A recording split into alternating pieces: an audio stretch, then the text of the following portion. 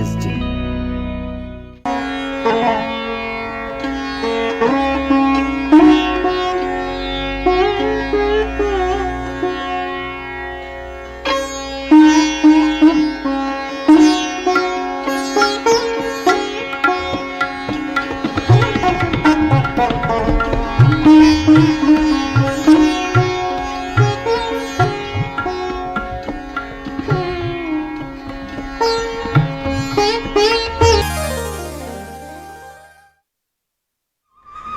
नमस्कार अनि शुभ प्रभात। कार्यक्रम ज्योतिर्वास्तुमा यहाँहरूलाई धेरै धेरै स्वागत छ। आजको श्रृङ्खलामा पनि हामीहरू सदा जस्तै उपस्थित भइसकेका छौँ ज्योतिषसँग सम्बन्धित विषयवस्तुहरूलाई उठाउनुको निमित्त।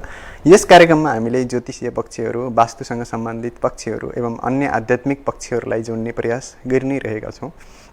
र आज अत्यन्त महत्त्वपूर्ण दिन सप्तमीको दिन परेको छ र आजको दिन कालरात्रिको दिन पनि भनिन्छ। महाकालीको पूजा गर्ने अथवा कालरात्रि देवी स्वरूपको पूजा गर्ने दिनको रूपमा पनि मानिन्छ र आज ती देवीसँग सम्बन्धित विषयमा पनि कुरा गर्नेछौँ र हामीहरू हजुरको ज्योतिषीय जिज्ञासालाई पनि अवश्य पनि लिनेछौँ। हामीसँग प्रत्यक्ष रूपमा जोडिएर आफ्नो जन्मकुण्डलीको बारेमा, आफ्नो परिवारको कोही पनि सदस्यको जन्मकुण्डलीको बारेमा हजुरहरू जानकारी प्राप्त गर्न सक्नुहुनेछ। जोडिनको लागि सम्पर्क नम्बर हाम्रो स्क्रिनमा हामीले सेयर गरि नै रहेका छौँ।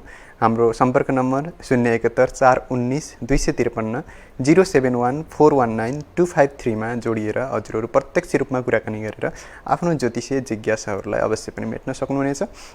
कार्यक्रमको सुरुवात गरौँ आजको पञ्चाङ्गसँग। म हजुरलाई आजको पञ्चाङ्ग देखाउन गइरहेको छु।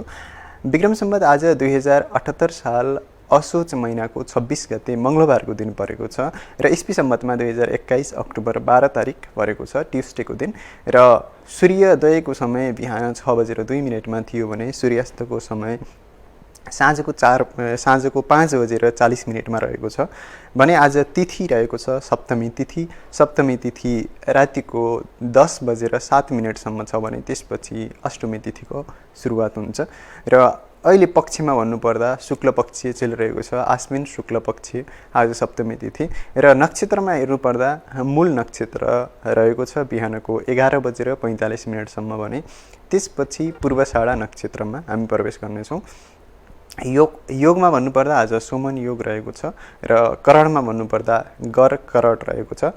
चन्द्रमा आज धनु राशिमा देख्न सकिन्छ र आजको दिनमानको अवधि रहेको छ 29 घडी 5 पला रहेको छ, यानि कि 11 घण्टा 38 मिनटको समय रहेको छ।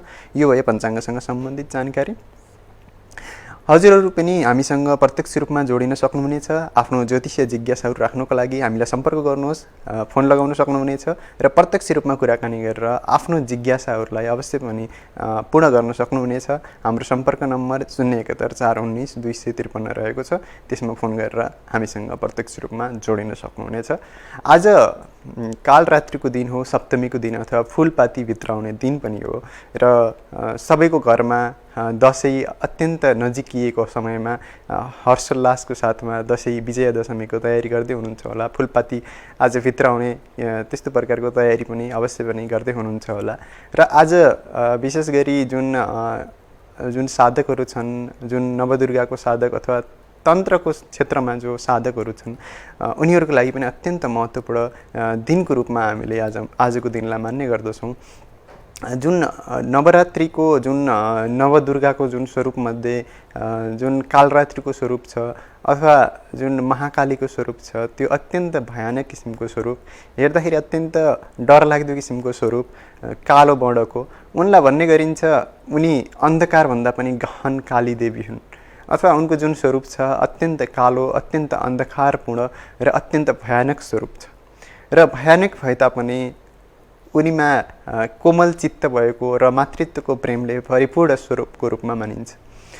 र यो एक नारी शक्तिको प्रतीकको रूपमा पनि मानिन्छ। जब नारी शक्ति आफ्नो सन्तानको कुनै समस्यामा सन्तान पर्दछन्, त्यसको रक्षाको निमित्त उनले कालीसरह स्वरूप धारणा गर्दछन् अथवा रक्षाको निमित्त निरन्तर रूपमा प्रयत्नरत रहन्छन्। त्यस्तो प्रकारको स्वरूपको रूपमा काली स्वरूपलाई देख्न सकिन्छ।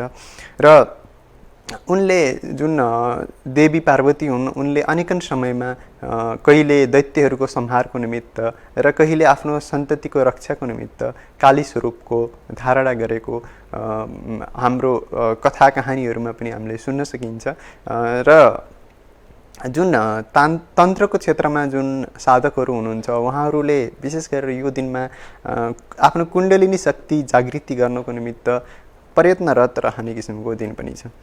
जुन तन्त्रको क्षेत्र छ त्यो एक विज्ञान हो, त्यसैले जुन तन्त्रमा जुन एक विशेष पुस्तक रहेको छ विज्ञान भैरव तन्त्र, जुन जसमा शिवको जुन शिवले दिएका 112 सूत्रहरू समावेश गरिएको छ विज्ञान भैरव तन्त्रमा, त्यहाँ विज्ञान शब्दबाट आरम्भ हुन्छ। विज्ञानको अर्थ हो जहाँ कारण अथवा जुन कज एन्ड इफेक्ट को सम्बन्ध स्थापित गर्न सकिन्छ त्यसैलाई विज्ञान भनिन्छ। र शिवले तन्त्रभन्दा अगाडि विज्ञान शब्दलाई जोड्ने प्रयास गर्दछन्। यानि कि तन्त्र यस्तो प्रकारको शक्तिको आयाम हो अथवा यस्तो प्रकारको साधनाको क्षेत्र हो जुन साधनाको क्षेत्रमा हामी यदि मेहनत गर्दछौँ अथवा आफ्नो ऊर्जा लगाउँछौँ त त्यसको नतिजा निश्चित रूपमा अवश्य पनि मिल्नेछ। तन्त्रमा 112 पद्धतिहरू छन्। 112 पद्धतिहरू सम्पूर्ण यस जगतको सम्पूर्ण प्राणीहरूको निमित्त हो।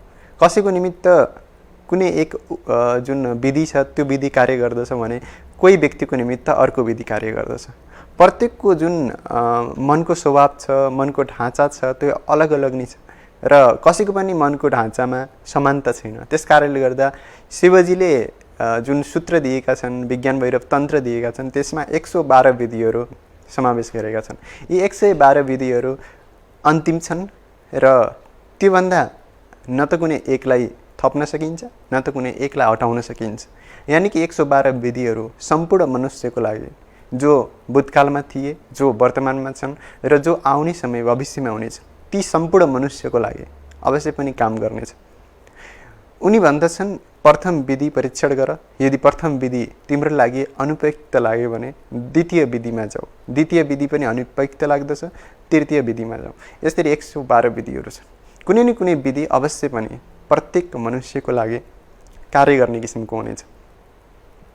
तन्त्र अलिकति गलत रूपमा बुझिएको पक्ष पनि हो, तर तन्त्र जुन शिवबाट निस्किएको छ, जसलाई हामीले भन्दछौँ शिव सुन्दर छ र जो सुन्दर छ, जो सत्य छ, त्यसबाट निस्किएको जुन विज्ञान छ त्यो गलत कसरी हुन सक्दछ?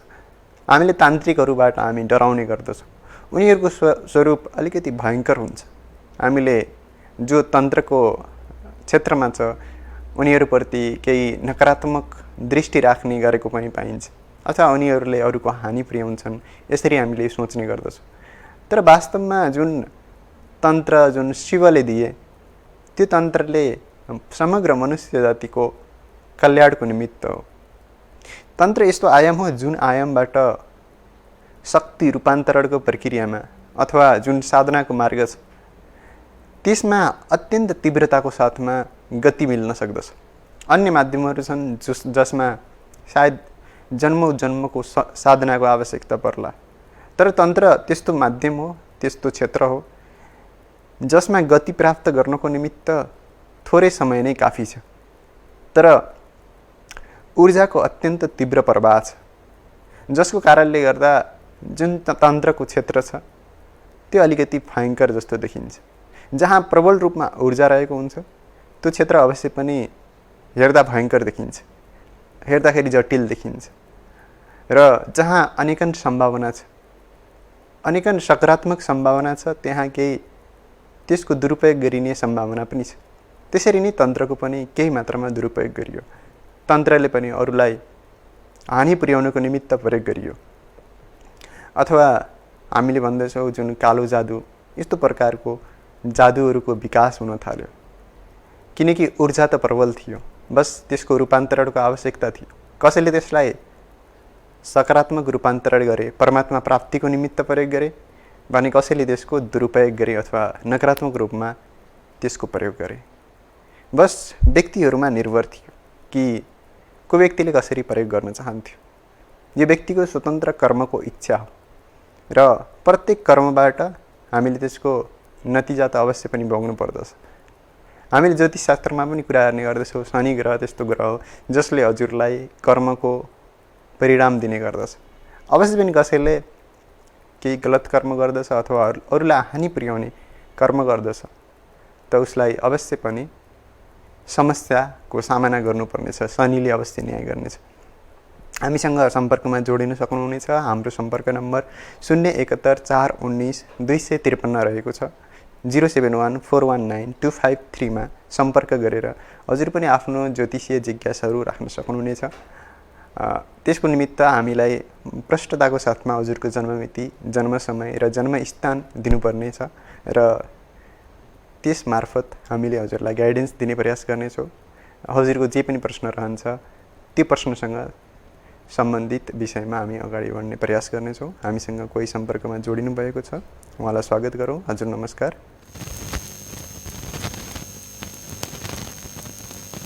हजुर नमस्कार।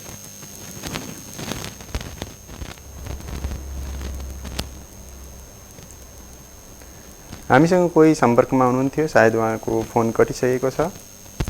हजुरहरू पनि हामीसँग प्रत्यक्ष रूपमा सम्पर्कमा जोडिन सक्नुहुनेछ। हाम्रो सम्पर्क नम्बर 071 419 253 मार्फत हामीसँग प्रत्यक्ष रूपमा कुराकानी गरेर आफ्नो जिज्ञासालाई राख्न सक्नुहुनेछ। आउनुभन्दा अगाडि एकपटक आफ्नो जन्ममिति, जन्म समय, जन्मस्थानलाई कन्फर्म गरेर त्यसलाई प्रष्टताको साथमा आउनु होला, किनकि यदि जन्ममितिमा प्रष्टता छैन भने जसबाट हामीले रिजल्ट लिने गर्दछौँ, जुन जन्मकुण्डली आउँछ त्यो पनि गलत आउन पुग्दछ। किनकि माध्यम अथवा स्रोत हामीले जसबाट डाटा इनपुट लिने गर्दछौँ त्यो भनेको हजुरको सही जन्ममिति, जन्म समय नै हो। र हामी तन्त्रको कुरा गर्दथ्यौँ।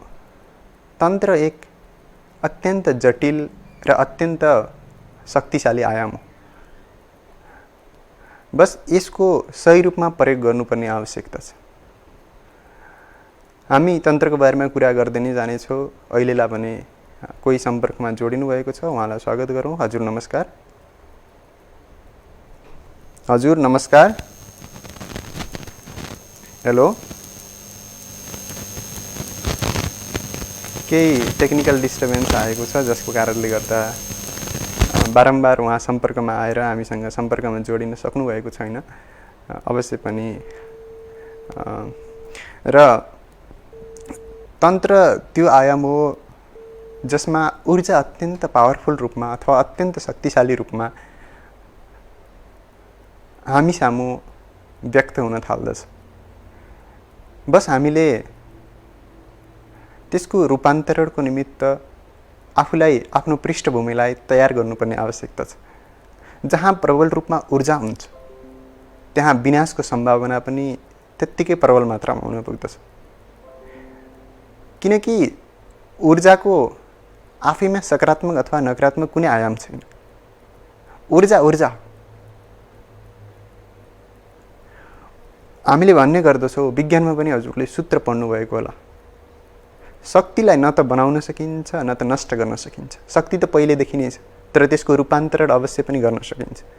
यसैलाई अङ्ग्रेजी माध्यममा पढ्नेले energy can neither be created neither be destroyed but it can be transform भनेर पढ्नु भएको होला। बस यही नै विधि अनुसार नै तन्त्रमा काम गर्दछ। तन्त्रमा हामीले ऊर्जा अन्तर्गत नै कार्य गर्ने गर्दछौँ। ऊर्जा पहिलेदेखि नै अस्तित्वमा विद्यमान तत्त्व। कुनै ऊर्जा हामीले विज्ञान मार्फत प्रयोगमा लिएर आएका छौँ, कुनै ऊर्जा आन्तरिक जगतको रूपान्तरणको निमित्त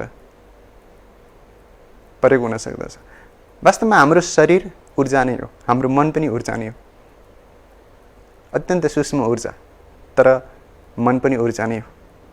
र यस जगतमा जे छ त्यो ऊर्जा नै हो। ऊर्जा यानि कि शक्ति स्वरूप। त्यसैले त हामीले शक्तिको पूजा आराधना गर्ने गर्दछौँ। नवरात्रिको जुन श्रृङ्खला छ सम्पूर्ण शक्तिसँग सम्बन्धित श्रृङ्खला नै हो। यहाँ शक्तिको नै उपासना हुने गर्दछ, त्यही ऊर्जाको। हामीले भन्ने गर्दछौँ परमात्मा एक छ, अवश्य पनि एक छ। जुन ऊर्जा छ त्यो समग्रतामा जोडिएको छ, त्यसमा कुनै भेद छैन। अनेकन धर्मले एकको इसारा गर्दछन्। साई बाबाले भन्दछन् सबको मालिक एक नै छ। अथवा हामीले जसले हिन्दू धर्म मान्नुहुन्छ उहाँले अस्तित्वका 3 आयामलाई ब्रह्मा, विष्णु र महेशको आयाममा अभिव्यक्त गरेको पाइन्छ। तर ती पनि अन्त्यतः एक नै हुन्। हामीले यसरी मान्दछौँ, ब्रह्मा विष्णु हुन्, विष्णु ब्रह्मा हुन् र ब्रह्मा नै शिव हुन्, शिव नै विष्णु हुन्। यसरी हामीले जोड्दछौँ किनकि अस्तित्व एक नै छ। जुन आयाम हो त्यो आयाम एक नै छ। त्यही आयामबाट ऊर्जाको वितरण भएको छ।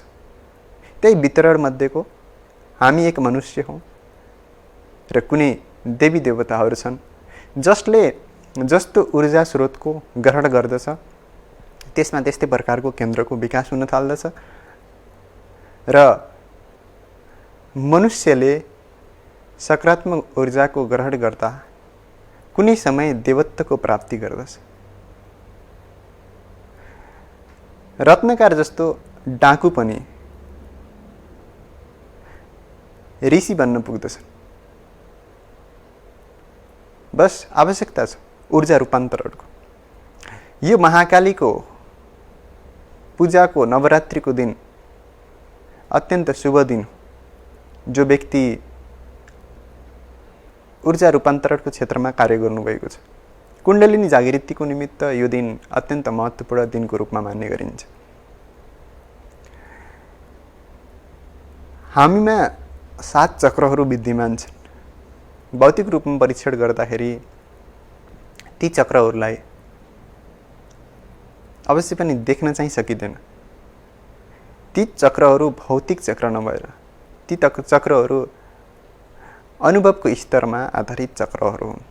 ती चक्रहरू ती व्यक्तिहरूले महसुस गरे जो व्यक्ति साधनाको गहिराइमा पुगे। ती व्यक्तिहरूले महसुस गरे कि ती चक्रहरूबाट नै जीवनले ऊर्जा प्राप्ति गर्दछ। त्यसैले ती चक्रहरू अनुभवको आधारमा जानिएका चक्रहरू हुन्। र आज कालरात्रिको पूजा आराधना अथवा उपासना गर्दा ती चक्रहरूमध्ये मूलाधार चक्रमा जहाँ कुण्डलिनी शक्ति रहेको छ त्यो चक्रमा शक्ति जागृति हुनको निमित्त महत्त्वपूर्ण भूमिका मिल्दछ। र जुन हाम्रो शक्तिको स्रोत हो त्यो कुण्डलिनी चक्रमा नै अथवा मूलाधार चक्रमा नै विद्यमान रहेको छ। जो तन्त्रको क्षेत्रमा साधना गर्दछ त्यसले सर्वप्रथम मूलाधार चक्रलाई सक्रिय गराउने प्रयास गर्दछ किनकि ऊर्जा त्यही क्षेत्रमा नै रहेको छ। हामी जुन स्तरमा उभिएका छौँ त्यही स्तरबाट नै माथि उठ्न सक्दछौँ। जुन हाम्रो सबसे तल्लो चक्र हो, जुन साधारणतया प्रत्येक व्यक्तिमा जुन चक्र सक्रिय हुन्छ, जहाँबाट यात्रा सुरुवात गर्न सकिन्छ अथवा जहाँ हामी उभिएका छौँ त्यो मूलाधार चक्र मानिन्छ।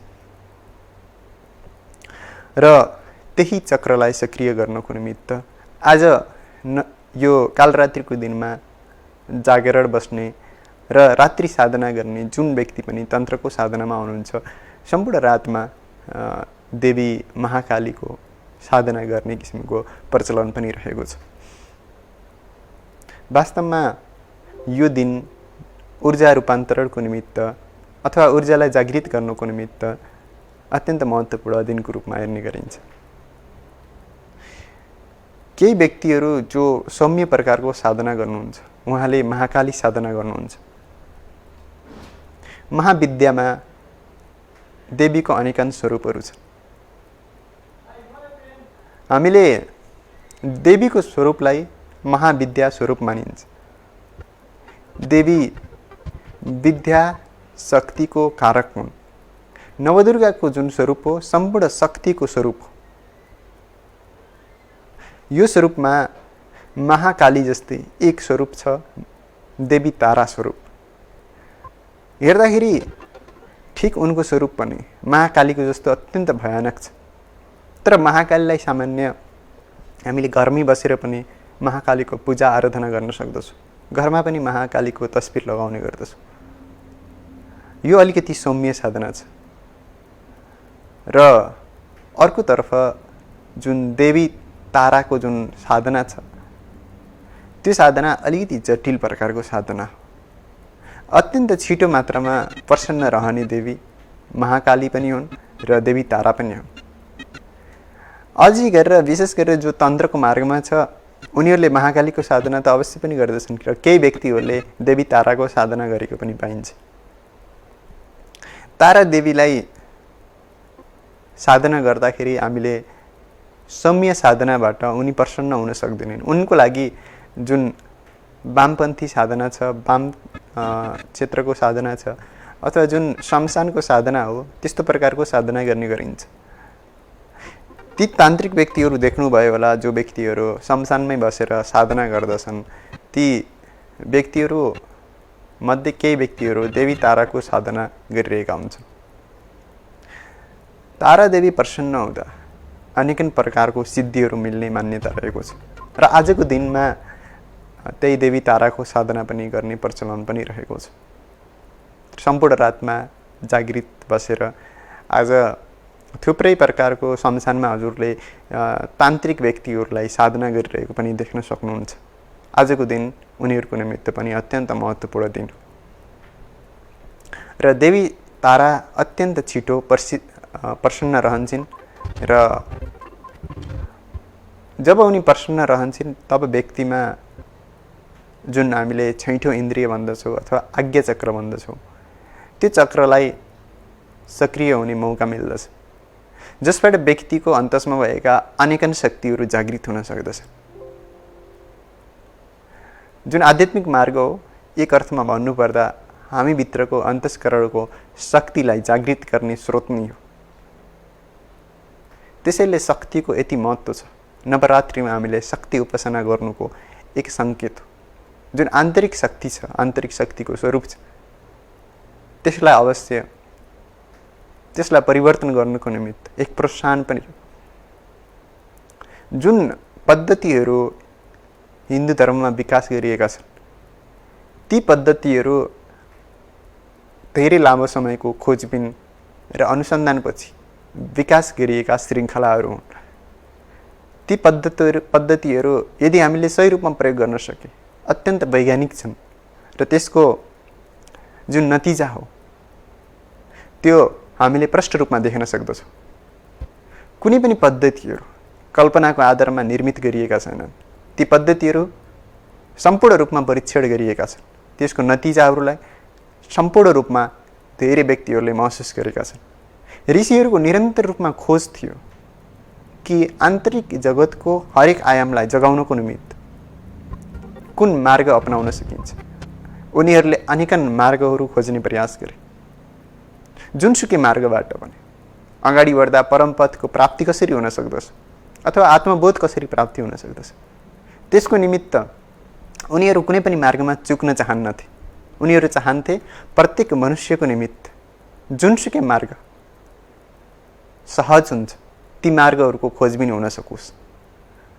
हामीसँग वेद छ, हामीसँग गीता छ, हामीसँग अनेकन शास्त्रहरू छन्, विज्ञान भैरव तन्त्र छ, शिवसूत्र छ र अन्य ऋषिहरूले लेखेका अन्य शास्त्रहरू पनि छन्। ज्योतिष छ, ऋषि मार्कण्डेयद्वारा लेखिएका शास्त्रहरू पनि छन्, मन्त्र विज्ञानहरू पनि छन्।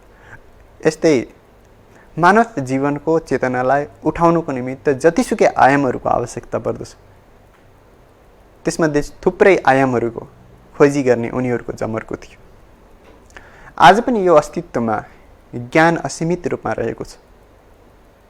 यस्तो होइन कि जुन कुरा खोजियो त्यही अन्त्य हो, किनकि ज्ञानको कुनै अन्त्य छैन। ज्ञान अनन्त छ।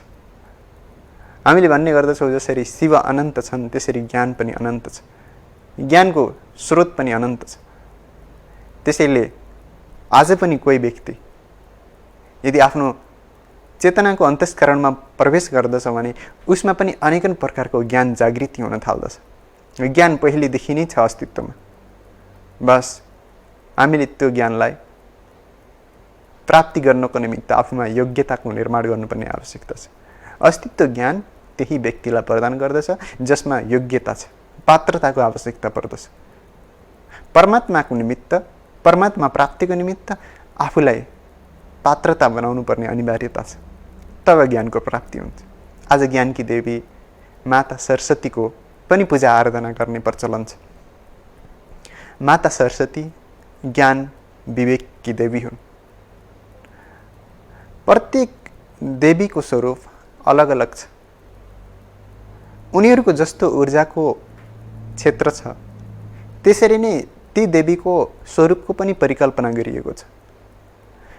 जुन देवीबाट हामीलाई जस्तो प्रकारको ऊर्जा प्राप्ति हुन्छ अथवा जुन ऊर्जाको आयाममा हामी प्रवेश गर्न सक्दछौँ त्यसरी नै ती स्वरूपहरूको निर्माण गरिएको छ अथवा खोजबिन गरिएको छ अथवा ती स्वरूपहरूलाई त्यसरी देखाउने प्रयास गरिएको छ। यो अस्तित्वको ऊर्जा आयामको अलग अलग आयामलाई ऋषिहरूले अलग अलग तरिकाले देखाउने प्रयास गरे। देवी सरस्वतीको स्वरूप अत्यन्त मनमोहक, साथमा हातमा वीणा भएको, सङ्गीतको प्रतिनिधित्व गर्ने, कलाको प्रतिनिधित्व गर्ने देवीको रूपमा मानिन्छ। आजको दिन देवी सरस्वतीको अन्तस्करणले स्मरण गर्नाले, भक्तिभाव प्रकट गर्नाले देवी सरस्वतीको कृपा पनि अवश्य रहनेछ। हामीले कुनै पनि पूजा आराधना अथवा साधना गर्दा त्यो साधना हाम्रो अन्तस्करणदेखि नै होस्। त्यो साधना मात्र हात जोड्नमा सीमित नहोस्। कुनै पनि साधनाले यदि आन्तरिक स्वरूपलाई परिवर्तन गर्न सक्दैन भने त्यो साधनाको त्यति अर्थ रहँदैन। त्यो साधना मात्र देखावट हुन पुग्दछ। त्यसैले तपाईँ सामान्य पूजा गर्नुहोस् अथवा अन्य कुनै साधना गर्नुहोस्, साधना पूर्ण रूपमा समग्रताको साथमा होस्। यो अत्यन्त महत्त्वपूर्ण कुरा छ कि अलिकति पनि चुक नहोस्, अलिकति पनि बाँकी नहोस्, समर्पण पूर्ण रूपमा होस्। यति भन्दै आउँदै गरेको विजया दशमीको सम्पूर्ण व्यक्तिहरूलाई, सम्पूर्ण दर्शकहरूलाई शुभकामनाको साथमा हामी कार्यक्रमको करिबन अन्त्यमा आइसकेका छौँ। हाम्रो कार्यक्रमलाई हेरिदिनुभयो र आउने श्रृङ्खलामा पनि हामीहरूले यस्तै अन्य पक्षहरूलाई समेट्ने अवश्य पनि प्रयास गर्नेछौँ। हामीसँग सम्पर्कमा जोडिँदै गर्नुहोला। प्रत्यक्ष रूपमा हामीसँग कुराकानी गर्न सक्नुहुनेछ। आउने श्रृङ्खलामा पनि हजुरको जिज्ञासाहरू लिएर अवश्य पनि उपस्थित हुनेछौँ। आज केही विशेष टेक्निकल कारणले गर्दा हामी हजुरहरूसँग सम्पर्कमा आउन सकेनौँ र कोही मित्र सम्पर्कमा आउनुभएको पनि थियो, उहाँसँग कुराकानी गर्न सम्भव पनि भएन र आउने दिनमा अवश्य पनि हजुरको जिज्ञासाको समाधान गर्नको निमित्त उपस्थित रहने नै छौँ। अहिले भने हाम्रो कार्यक्रमको निर्धारित समयको अन्त्यमा आएका छौँ। कार्यक्रमलाई हेर्नुभयो, यहाँहरूप्रति धेरै आभार प्रकट गर्न चाहन्छु र लुम्बिनी टेलिभिजनलाई हेर्दै गर्नुहोला, माया गर्नुहोला। अहिले हामी छुट्टिन्छौँ। नमस्कार।